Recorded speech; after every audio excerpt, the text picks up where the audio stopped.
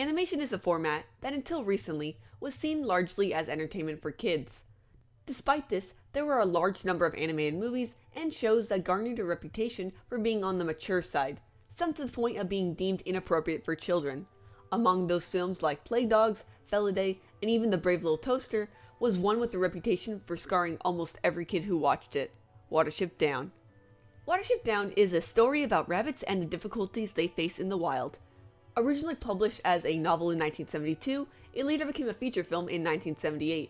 And let me just say, it didn't sugarcoat things at all. Rabbits were mauled by bigger animals, trapped, and even attacked violently by their own kind. Looking into what people have said about the show, it seems like a lot of people that watched it as a child were mortified and wished their parents had not shown them this.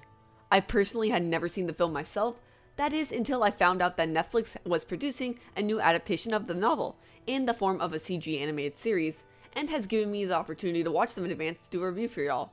As such, I felt it would be very important to watch the original film and see what inspired so many nightmares. So the question arises, is the Watership Down Netflix series any good? How does it compare to the 70s movie? I'm Hailey from Cartoonverse, and let's dive into this. I was very brief with the plot before, so let me expand on it a bit. The series begins when a rabbit named Fiver has a violent premonition, one that tells him to leave their warren, or home, and find a new one. The only one that believes him is his brother Hazel, who manages to get some other rabbits to leave, and they all set off on a journey in search of safety. But being a rabbit is not easy, and there are many threats that make this easier said than done.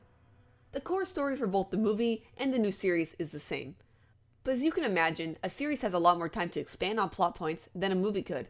I have not read the novel for myself, but based off of what I've heard online, the movie wasn't quite able to do the book justice with its limited runtime. Despite these differences, both did an amazing job showing how these rabbits have a culture of their own, with their own mythology and terms for different roles in the community.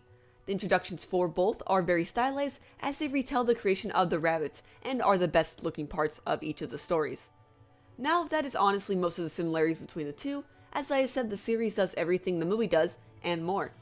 But where I felt that both struggled, and perhaps the new series does more, is with the visuals.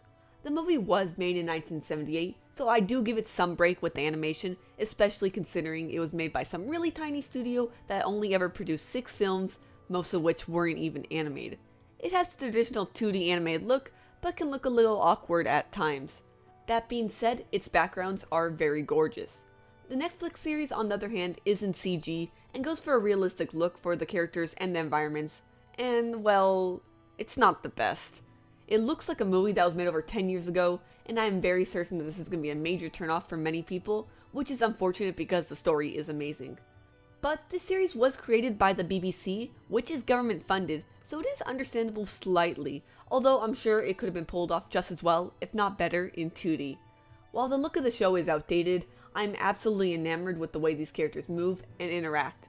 These rabbits act like rabbits. There are so many subtle movements from their noses to their ears that just really sell it for me.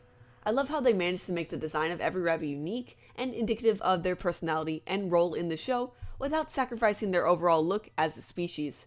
Which is good because there are a ton of characters.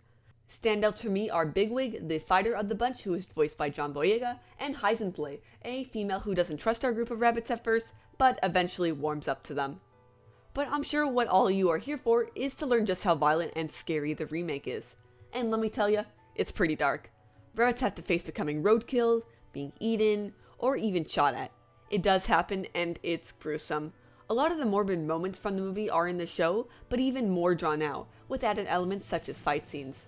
However, the one thing I will say is that actual deaths are not seen as much. You either don't see it at all, or just see the aftermath, and in some cases the character miraculously just comes back to life. But every other aspect of violence in the series matches the movie, so fear not. For those who can tolerate rabbits being hurt, you will see it. For those that do not, well, this might not be the show for you. For those of you that only have a vague recollection of Watership Down, I will let you know there is much more to the story than just watching rabbits die. At its core, it is a drama, just with rabbits, and I would just like to say how refreshing it is to see this kind of story. It is a show where humans are not the focus. In fact, mankind is seen as a species that destroys and kills without reason, unlike the rabbits.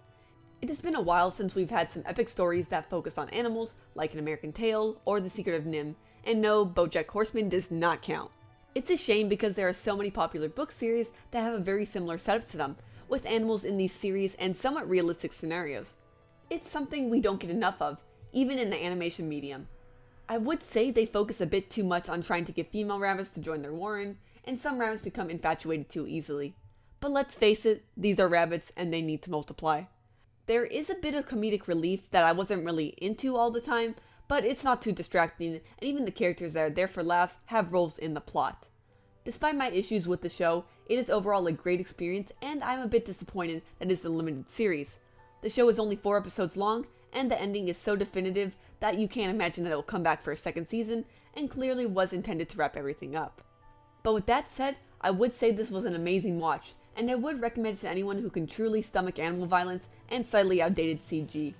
I have no nostalgic connection to the movie, so I truly believe this is the better adaptation.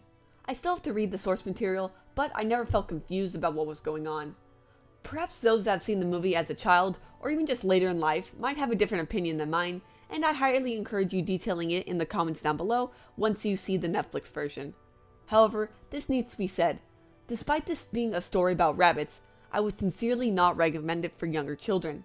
I've read too many comments about how people got nightmares because of the 70s movie, and since a lot of those scenes are repeated in the Netflix series, it will likely frighten younger viewers.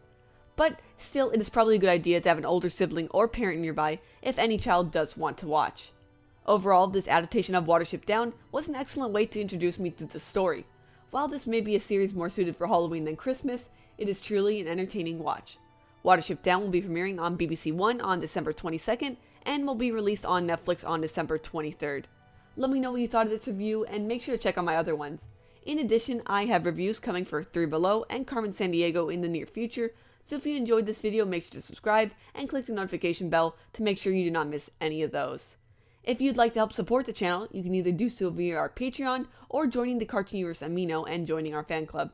It's only 50 coins, which is 50 cents, and you get access to videos before they release and more. Have an animated day!